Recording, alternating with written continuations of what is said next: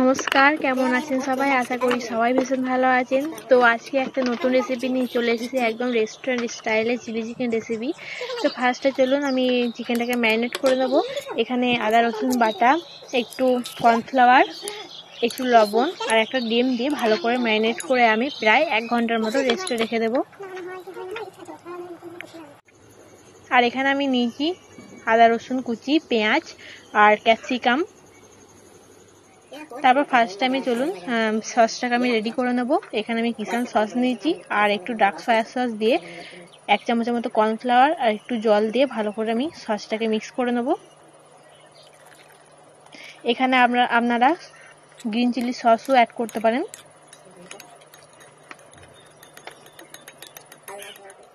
তো তারপর আমি অনেকটা পরিমাণে তেল দিয়ে ম্যারিনেট করা চিকেনটা ভেজে নেব ভালোভাবে।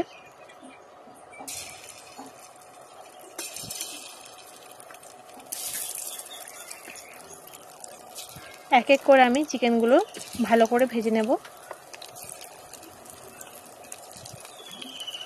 এই সময় একটু লো ফ্লেমে রেখে দেবেন, তাহলে চিকেনটা একটু ভালো করে কুক হয়ে যাবে।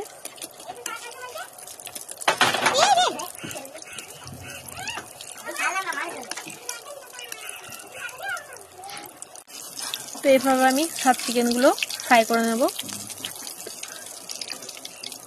ফ্রাই করা হয়ে গেলেই আমি একটা পাত্রে তুলে নেব।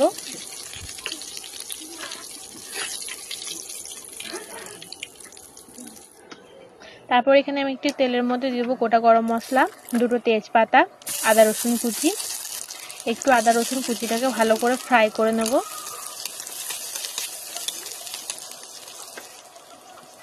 তারপর দিয়ে দেবো পেঁয়াজগুলো। একটু পেঁয়াজটা ফ্রাই করে নেওয়ার পরই আমি ক্যাপসিকামটা অ্যাড করে দেবো। হালকা ভেজে নেওয়ার পরই অ্যাড করে দেবেন, খুব ভাজার প্রয়োজন নেই।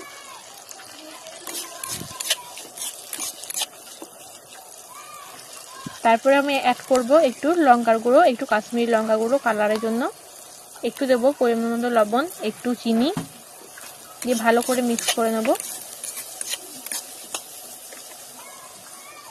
তারপর যে মিক্স করা সয়া সস, কিষান সস রেডি করে রেখেছিলাম সেটাই আমি এখানে অ্যাড করে দেব।